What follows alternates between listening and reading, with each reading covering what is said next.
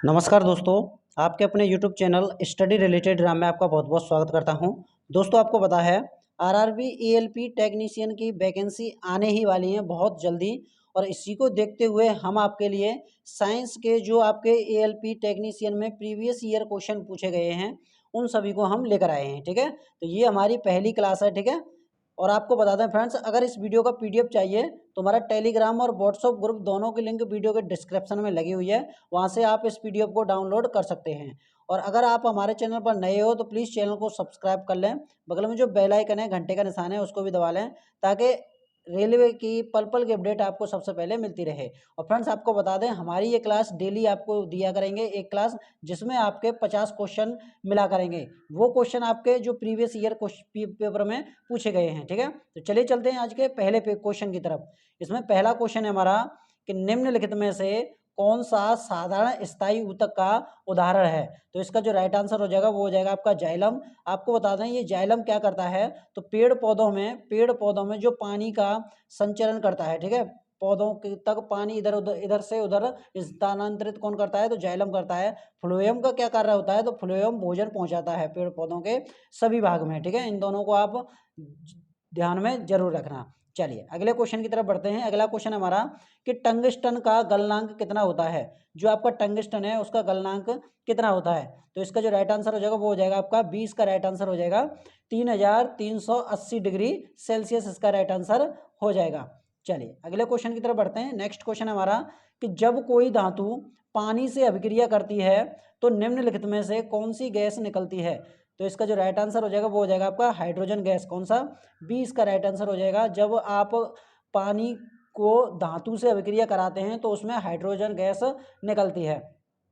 चलिए अगले क्वेश्चन की तरफ बढ़ते हैं। अगला क्वेश्चन है आपका कि यांत्रिक ऊर्जा को कैसे परिभाषित किया जाता है। जो आपकी यांत्रिक ऊर्जा होती है उसे हम कैसे परिभाषित करते हैं, तो आपको बता दें जब किसी वस्तु की गतिज ऊर्जा संभावित ऊर्जा का योग। इसका राइट आंसर क्या हो जाएगा, सी इसका राइट आंसर हो जाएगा। चलिए अगले क्वेश्चन की तरफ बढ़ते हैं। अगला क्वेश्चन है आपके कि लाल रक्त कोशिकाओं का जीवन काल कितना होता है। जो आपकी आरबीसी होती है, आरबीसी का जो कार्यकाल होता है वो कितना होता है, तो आपको बता दें जो आरबीसी का जो कार्यकाल होता है वो होता है आपका 100 से 120 दिन। क्या आंसर हो जाएगा, 20 का राइट आंसर हो जाएगा। चलिए अगले क्वेश्चन की तरफ बढ़ते हैं। अगला क्वेश्चन हमारा कि किस हार्मोन्स को मानव का जीवन रक्षक हार्मोन्स कहा जाता है। तो इसका जो राइट आंसर हो जाएगा वो हो जाएगा आपका अधिवृक्क, सी इसका राइट आंसर हो जाएगा। नेक्स्ट क्वेश्चन की तरफ बढ़ते हैं। नेक्स्ट क्वेश्चन है हमारा कि न्यूलैंड का अष्टक का सिद्धांत निम्नलिखित में से किस तत्व पर लागू होता है। तो आपको बता दें जो होता है वो होता है आपका कैल्शियम पर। किस पर, कैल्शियम इसका राइट आंसर हो जाएगा। चलिए अगले क्वेश्चन है हमारा, और फ्रेंड्स ये क्वेश्चन वो क्वेश्चन है आपके जो आपके RRB RRB ALP RRB ALP और टेक्नीशियन में क्वेश्चन साइंस के पूछे गए हैं। ठीक है, ये वो प्रीवियस ईयर क्वेश्चन है। ठीक है, चलिए अगला क्वेश्चन है बल और विस्थापन के गुणनफल की क्या कहा जाता है। जब बल और विस्थापन का जो गुणनफल होता है वो उसे क्या कहते हैं। तो इसका जो राइट आंसर हो जाएगा वो हो जाएगा आपका क्या, काम। ठीक है, वर्क होता है। ठीक है, क्या होता है, वर्क इसका राइट आंसर हो जाएगा। चलिए अगले क्वेश्चन की तरफ बढ़ते हैं। अगला क्वेश्चन हमारा कि वायु दाब किसे मापा जाता है। जो आपका वायु दाब है वो किससे मापा जाता है, तो इसका राइट आंसर हो जाएगा वायु दाब मापी से। क्या आंसर हो जाएगा, वायु दाब, इस जगह पर लिख लीजिएगा, वायु दाब मापी से वायु दाब मापा जाता है। तो क्या आंसर हो जाएगा इसका, 20 का राइट आंसर हो जाएगा। नेक्स्ट क्वेश्चन की तरफ बढ़ते हैं। नेक्स्ट क्वेश्चन हमारा कि जला हुआ चूना बनाने के लिए कौन पानी के साथ ज़्यादातर प्रतिक्रिया करता है। तो इसका जो राइट आंसर हो जाएगा वो हो जाएगा आपका कैल्शियम हाइड्रोक्साइड। तो डी इसका राइट आंसर हो जाएगा। ठीक है, कौन सा हो जाएगा, कैल्शियम हाइड्रोक्साइड इसका परम सत्य हो जाएगा। चलिए अगले क्वेश्चन की तरफ बढ़ते हैं। अगला क्वेश्चन है हमारा नाभिक में प्रोटोनों और न्यूट्रॉनों की संख्या का योग क्या कहलाता है। जो आपके नाभिक होता है, नाभिक में प्रोटॉन और प्लस न्यूट्रॉन, ठीक है, प्रोटॉन प्लस न्यूट्रॉन की संख्या को क्या कहा जाता है, तो उसे कहते हैं हम परमाणु संख्या। क्या आंसर हो जाएगा, ए इसका परम सत्य आंसर हो जाएगा। चलिए अगले क्वेश्चन की तरफ बढ़ते हैं। अगला क्वेश्चन है कोयले की खान में सर्वाधिक विस्फोट गैस कौन सी करती है। जो आपके कोयले की खान होती है उस कोयले की खान में एक गैस होती है वो सबसे ज़्यादा विस्फोटक होती है। तो इसका जो राइट आंसर हो जाएगा वो क्या हो जाएगा, तो मीथेन इसका परम सत्य हो जाएगा। डी इसका परम सत्य आंसर हो जाएगा। चलिए अगला क्वेश्चन है हमारा कि हैलोजन समूह का कौन सा तत्व सबसे अधिक प्रतिक्रियाशील है। जो आपके हैलोजन समूह है उसका सबसे अधिक प्रतिक्रियाशील तत्व कौन सा है। तो इसका राइट आंसर हो जाएगा एक अधातु तत्व। क्या आंसर हो जाएगा, ए परम सत्य राइट आंसर हो जाएगा। अगले क्वेश्चन की तरफ बढ़ते हैं। अगला क्वेश्चन हमारा कि निम्नलिखित में से कौन सा तत्व बिजली का सबसे अच्छा कंडक्टर है। तो इसका जो राइट आंसर हो जाएगा वो हो जाएगा आपका चांदी, सी इसका राइट आंसर हो जाएगा। चांदी आपका एक ऐसा तत्व है जो बिजली का सबसे अच्छा कंडक्टर माना जाता है। चलिए अगला क्वेश्चन है हमारा कि पायरोमीटर क्या मापने के लिए प्रयोग किया जाता है। जो आपका पायरोमीटर होता है वो इससे क्या मापा जाता है। तो इसका राइट आंसर हो जाएगा उच्च तापमान, इसका राइट आंसर हो जाएगा। चलिए अगले क्वेश्चन की तरफ बढ़ते हैं। अगला क्वेश्चन हमारा कि तालाब की तली में रखा पत्थर अपनी वास्तविक स्थिति से ऊपर रखा हुआ क्यों प्रतीत होता है। तो इसका जो राइट आंसर हो जाएगा वो हो जाएगा आपका प्रकाश के अपवर्तन के कारण। ठीक है, क्या आंसर हो जाएगा, 20 का राइट आंसर हो जाएगा। नेक्स्ट क्वेश्चन की तरफ बढ़ते हैं। नेक्स्ट क्वेश्चन हमारा कि वायुमंडलीय की आर्द्रता किस यंत्र से मापी जाती है। तो जो आपकी वायुमंडल की जो आर्द्रता है वो आपकी आर्द्रता मापी से मापी जाती है। तो क्या आंसर हो जाएगा, ए इसका राइट आंसर हो जाएगा। नेक्स्ट क्वेश्चन की तरफ बढ़ते हैं। नेक्स्ट क्वेश्चन हमारा कि हाइड्रोजन बम किस सिद्धांत पर कार्य करता है। जो आपका हाइड्रोजन बम होता है वो आपका किस सिद्धांत पर कार्य करता है। तो वो करता है आपका परमाणु संलयन पर। किस पर, परमाणु संलयन पर। बी इसका राइट आंसर हो जाएगा। चलिए अगले क्वेश्चन की तरफ बढ़ते हैं। अगला क्वेश्चन है कि निकट दृष्टि दोष से पीड़ित व्यक्ति के उपचार के लिए प्रयुक्त होने वाले चश्मे में कौन सा लेंस प्रयुक्त किया जाता है। तो इसका जो राइट आंसर हो जाएगा वो हो जाएगा आपका अवतल लेंस। क्या आंसर हो जाएगा, अवतल लेंस है जो निकट दृष्टि दोष के लिए प्रयोग किया जाता है। ठीक है, चलिए अगले क्वेश्चन की तरफ बढ़ते हैं। अगला क्वेश्चन हमारा कि वर्षा की बूंदों की गोलाकार होने का क्या कारण है। जो वर्षा की जो बूंदें होती हैं वो आपकी गोलाकार होती हैं, वो किसके कारण होती हैं। तो वो होती हैं आपके पृष्ठ तनाव के कारण। तो क्या आंसर हो जाएगा इसका, 20 का राइट आंसर हो जाएगा। नेक्स्ट क्वेश्चन की तरफ बढ़ते हैं। नेक्स्ट क्वेश्चन हमारा कि विद्युत बल्ब का फिलामेंट किस तत्व का बना होता है। मोस्ट इंपोर्टेंट क्वेश्चन है, ठीक है, और रेलवे का फेवरेट क्वेश्चन है। तो इसका राइट आंसर हो जाएगा टंगस्टन का। किसका, टंगस्टन का बना होता है। डी इसका परम सत्य हो जाएगा। चलिए अगला क्वेश्चन है हमारा कि ध्वनि निम्नलिखित में से किस माध्यम से नहीं गुजरती है। तो आपको बता दें वो आपकी ध्वनि होती है वो आपके निर्वात से नहीं गुजरती है। तो क्या आंसर हो जाएगा, डी इसका परम सत्य हो जाएगा। चलिए अगला क्वेश्चन है हमारा कि भूकंप की तीव्रता मापने के लिए किस यंत्र का प्रयोग किया जाता है। जो आपकी भूकंप की जो तीव्रता मापी जाती है वो आपकी किससे मापी जाती है। तो इसका जो राइट आंसर हो जाएगा वो हो जाएगा आपका रिएक्टर स्केल से। ए इसका परम सत्य हो जाएगा। चलिए अगले क्वेश्चन की तरफ बढ़ते हैं। अगला क्वेश्चन हमारा निम्न में से ऊष्मा का सबसे अच्छा चालक है। जो आपका ऊष्मा का है वो सबसे अच्छा चालक होता है तो वो क्या माना जाता है। तो वो माना जाता है आपका लोहा। डी इसका परम सत्य हो जाएगा। चलिए अगले क्वेश्चन की तरफ बढ़ते हैं। अगला क्वेश्चन हमारा दिया गया है विद्युत धारा का एसआई मात्रक क्या होता है। जो आपको बता दें फ्रेंड्स, जो विद्युत धारा का जो एसआई मात्रक होता है वो होता है आपका एम्पियर। क्या आंसर हो जाएगा, ए इसका परम सत्य हो जाएगा। ठीक है, चलिए अगले क्वेश्चन की तरफ बढ़ते हैं। अगला क्वेश्चन हमारा कि दंत चिकित्सक रोगी के दांतों की जांच के लिए किस दर्पण का प्रयोग किया जाता है। आपको पता है फ्रेंड्स, आप किसी भी क्लिनिक पर जाओगे, जो आपके दांत होते हैं दांतों को देखने के लिए जो डॉक्टर होता है, डॉक्टर किस लेंस का प्रयोग करता है। तो इसका जो राइट आंसर हो जाएगा वो हो जाएगा आपका अवतल लेंस का। ठीक है, किसका, अवतल लेंस का प्रयोग करता है। तो 20 का परम सत्य हो जाएगा। चलिए अगले क्वेश्चन की तरफ बढ़ते हैं। अगला क्वेश्चन है कि वायु में ध्वनि की गति कितनी होती है। जो आपकी वायु है उसमें ध्वनि की गति कितनी होती है। तो इसका राइट आंसर हो जाएगा बी इसका परम सत्य हो जाएगा, 332 मीटर पर सेकंड। ठीक है, क्या हो जाएगा, 332 मीटर पर सेकंड इसका राइट आंसर हो जाएगा। अगला क्वेश्चन हमारा कि लंबाई की सबसे छोटी इकाई कौन सी है। जो आपकी लंबाई होती है उसकी सबसे छोटी इकाई होती है फर्मी मीटर। क्या होती है, फर्मी मीटर। तो सी इसका परम सत्य हो जाएगा।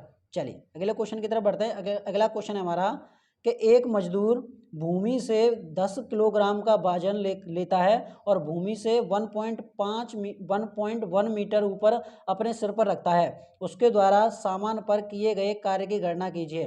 तो कार्य क्या होता है, डब्ल्यू बराबर एफ इंटू डी होता है। ठीक है, क्या होता है, डब्ल्यू बराबर एफ इंटू डी होता है। ठीक है, इसमें बात करें, सॉरी फ्रेंड्स, इस जगह पर जो दूसरा लगेगा तो वो लग जाएगा आपका, इस जगह पर हमारा जो m दे रखा है इस जगह पर, और h हमारी भी दे रखी है, ठीक है। तो इसमें लगेगा w बराबर mgh लग जाएगा, ठीक है। कौन सा? w बराबर mgh लग जाएगा। तो इस जगह पर आपको बता दें जो w हमें निकालना है इसमें, तो m हमारा कितना है, 10 किलोग्राम है, 10। और इस जगह पर हमारा g का मान कितना दे रखा है, तो g के मान हम 10 मान लेते हैं, ठीक है। तो लगभग में 9.8 होता है वैसे तो जी का मान, लेकिन हम 10 लेकर चलते हैं, ठीक है। इस जगह पर आपको बता दें जो आपके एच का मान है वो होता है आपका 1.1 होता है। इस जगह पर आप पॉइंट को उठाएंगे, इस जगह पर आपका 10 आ जाएगा, ठीक है। जैसे ही 10 आपका आता है, 10 से ये 10 कट जाएगा, तो यहाँ पर वो हो जाएगा 10 इंटू, ये हो जाएगा आपका 10 इंटू 11, यहाँ पर 110 जूल हो जाएगा। तो क्या आंसर हो जाएगा? डी इसका राइट आंसर हो जाएगा। और आपको बताता है कार्य को हम किस में मापते हैं, तो जूल में मापा जाता है, ठीक है। ये भी आप जरूर ध्यान में रखना। तो क्या आंसर हो जाएगा इसका? डी इसका राइट आंसर हो जाएगा, 110 जूल हो जाएगा। चलिए अगले क्वेश्चन की तरफ बढ़ते हैं। अगला क्वेश्चन हमारा कि किसी वस्तु का गतिज ऊर्जा 120 जूल है और इसका द्रव्यमान 15 किलोग्राम है, तो वस्तु का वेग ज्ञात कीजिए। आपको बताया फ्रेंड्स, इस जगह पर आपका 4 दे रखा है, लेकिन आपको एक इकाई देखनी होगी, ठीक है। इस जगह पर लिखे हुए हैं ms-1, ms1, ms-2, ms2, ठीक है। इस जगह पर आपको देखना है। तो सबसे पहले हम आपको बताते हैं जो आपका गतिज ऊर्जा का सूत्र होता है वो क्या होता है, तो वो होता है आपका के ई काइनेटिक एनर्जी बराबर 1/2 mv², ठीक है। क्या होता है? काइनेटिक एनर्जी बराबर mv² होता है। तो इस जगह पर आप मान रख लेते हैं। तो इस जगह पर हमारी काइनेटिक एनर्जी कितनी दे रखी है, तो इस जगह पर दे रखी है हमारी 120। तो 120 बराबर 1/2, ठीक है। m हमारा कितना दे रखा है, तो m हमारा यहाँ पर 15 दे रखा है, 15 यहाँ पर रख लेते हैं। और यहाँ पर आपकी v हमें निकालना है, ठीक है। कितना v हमें यहाँ पर निकालना है, ठीक है। तो इसको हम यहाँ पर बताते हैं आपके लिए, इस जगह पर रख लेते हैं। तो यहाँ पर जैसे हम आपको v को इधर लेके आते हैं, v को इधर लेकर आए हम v² बराबर, तो ये हो जाएगा आपका 120 इंटू, और ये 2 कहाँ पहुँच जाएगा, ऊपर पहुँच जाएगा, और यहाँ पर जो 15 है वो नीचे आ जाएगा, ठीक है। 15 से 120 काटेंगे तो कितनी बार चला जाएगा, तो ये चला जाएगा आपका 8 बार चला जाएगा, ठीक है। अब इसको हम हटा देते हैं इस जगह पर देखिए 120 इंटू 2, और यहाँ पर आपका कितना आ जाता है, तो यहाँ पर आ जाएगा आपका 15 से 120 काटेंगे, 8 बार चला जाएगा, और 8 को यहाँ पर कितना आ जाएगा, यहाँ पर 16 हो जाएगा। तो यहाँ पर v² हमारा यहाँ पर 16 दे रखा था, और v बराबर अब अगर आप निकालोगे तो यहाँ पर 4 निकलेगा, ठीक है। और यहाँ पर आपको बता दें जो आपका वस्तु का वेग होता है वो क्या होता है, तो वो होता है आपका ms-1 होता है, ठीक है। क्या होता है? ms-1 होता है। तो क्या हो जाएगा, तो 4ms-1 हो जाएगा। तो इसका राइट आंसर हो जाएगा आपका ए, इसका राइट आंसर हो जाएगा, ठीक है। चलिए अगला क्वेश्चन हमारा कि दाब बराबर क्या होता है। जो आपका दाब होता है P बराबर क्या होता है, तो आपको पता है फ्रेंड्स जो P बराबर होता है पृष्ठ के लंबवत बल F उसको F बोलता है पृष्ठ का क्षेत्रफल इंटू A, ठीक है, अपॉन A होता है। तो इसको बोलते हैं हम F को क्या बोलते हैं, उत्क्षेप बोलते हैं, ठीक है। क्या उत्क्षेप बोलते हैं इसको, और इसको बोला जाता है क्षेत्रफल को, तो क्षेत्रफल बोला जाता है। तो इसमें आप देख लीजिएगा ऑप्शन में क्या दे रखा है, तो ये इसका राइट आंसर क्या हो जाएगा, तो ये राइट आंसर हो जाएगा इसका डी, इसका राइट आंसर हो जाएगा, ठीक है। क्या हो जाएगा? डी इसका परम सत्य हो जाएगा। चलिए अगले क्वेश्चन की तरफ बढ़ते हैं। अगला क्वेश्चन है हमारा कि किसी वस्तु पर किया गया कार्य निम्नलिखित में से किस पर निर्भर नहीं करता है। तो इसका जो राइट आंसर हो जाएगा वो हो जाएगा आपका वस्तु के द्रव्यमान पर, बी इसका परम सत्य हो जाएगा। नेक्स्ट क्वेश्चन की तरफ बढ़ते हैं। नेक्स्ट क्वेश्चन हमारा कि पावर ट्रांसफार्मर की कार्य प्रणाली के सिद्धांत किस पर आधारित है। जो आपका ट्रांसफार्मर है वो किस सिद्धांत पर कार्य करता है, तो वो करता है आपका फैराडे के नियम पर। किस पर? फैराडे का नियम पर। तो इसका डी इसका परम सत्य हो जाएगा, ठीक है। न्यूटन का नियम क्या था, तो गति का नियम था न्यूटन का, ठीक है। ये भी आप जरूर ध्यान रखिए। और गति के कितने नियम हैं, तो गति के 3 नियम इन्होंने दिए थे, ठीक है।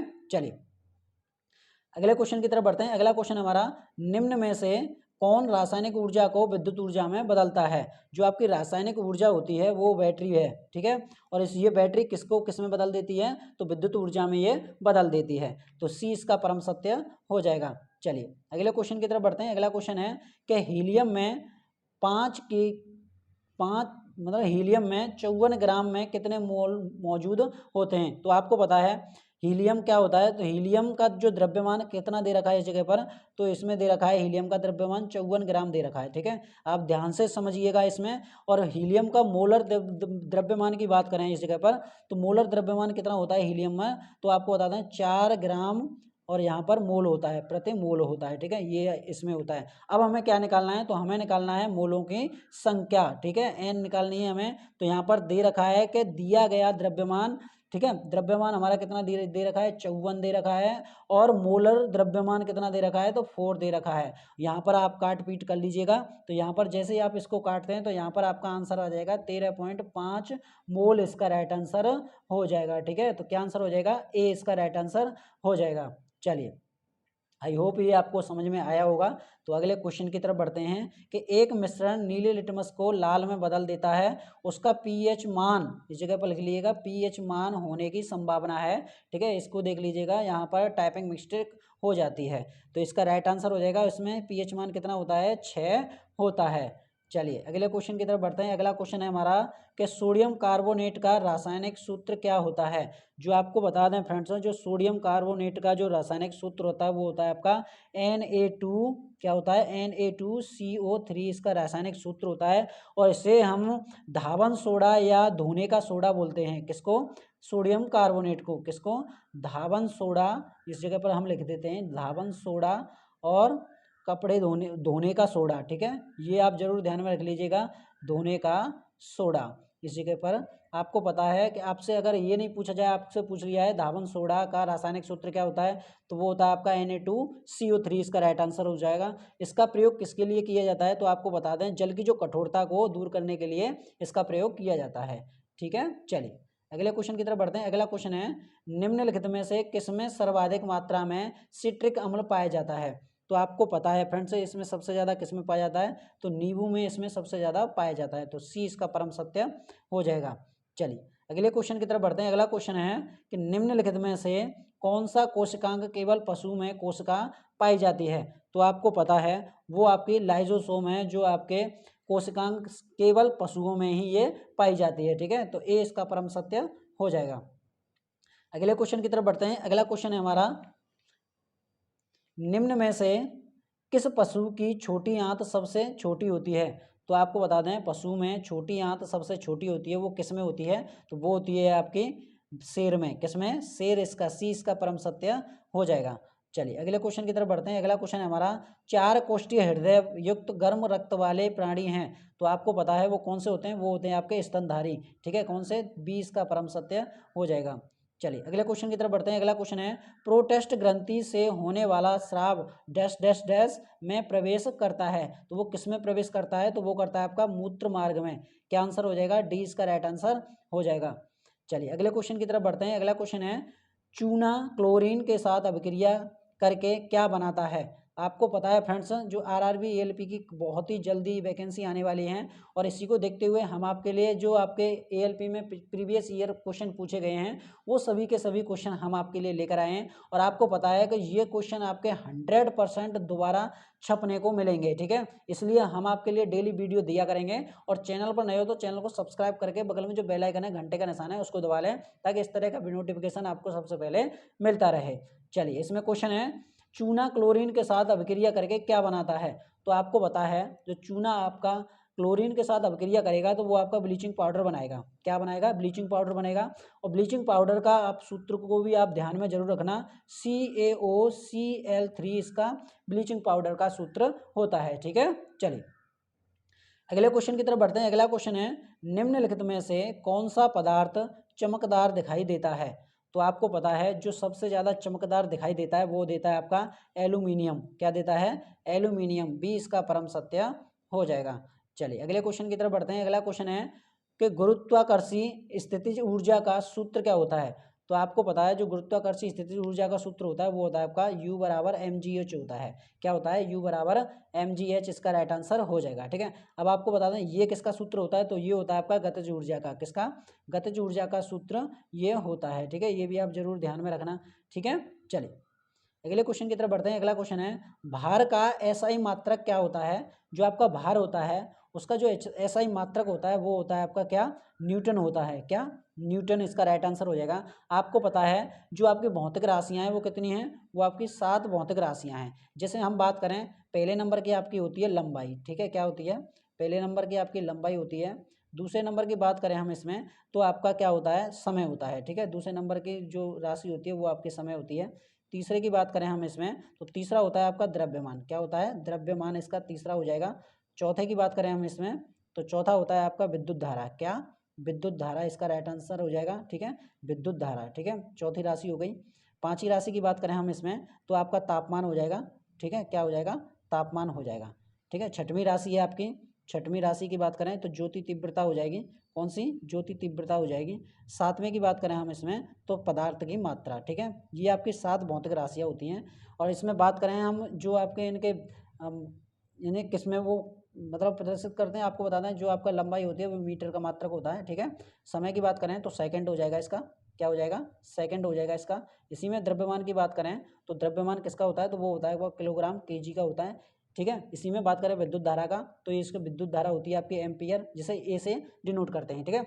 यहाँ पर बात करें तापमान की तो इसे केल्विन से डिनोट करते हैं और के इसका मतलब चिन्ह होता है। इसी में बात करें ज्योति तीव्रता की, ज्योति तीव्रता का आपका कैंडला होता है और जिसे डिनोट करते हैं वो करते हैं हम CD से, ठीक है। इसी में बात करें पदार्थ की मात्रा और इसका राइट जिसका जो मात्रक होता है वो होता है आपका मोल, और मोल को डिनोट करते हैं मोल से ही, ठीक है। जो मैंने आपको सारे के सारे बता दिए हैं, ठीक है, इनको आप जरूर ध्यान में रखना। चलिए अगले क्वेश्चन की तरफ बढ़ते हैं। अगला क्वेश्चन हमारा कि हवा की शक्ति और वेग को मापने के लिए किया जाता है, जो हवा की शक्ति है और वेग को मापने के लिए क्या किया जाता है तो आपको बता दें एनीमोमीटर इसका राइट आंसर हो जाएगा, डी इसका परम सत्य हो जाएगा। चलिए अगले क्वेश्चन की तरफ बढ़ते हैं। अगला क्वेश्चन हमारा कि एक वस्तु पर 125 न्यूटन का बल कार्य कर रहा है और उस वस्तु की बल की दिशा में 5 मीटर तक हटाया जाता है तो बल द्वारा किया गया कार्य क्या होगा। आपको पता है फ्रेंड्स सभी की राशि समान दे रखी हैं लेकिन उनके मात्रक अलग अलग दे रखे हैं, ठीक है, इनको देख लीजिएगा। और आपको बता दें जो आपका बल होता है, बल किस में मापा जाता है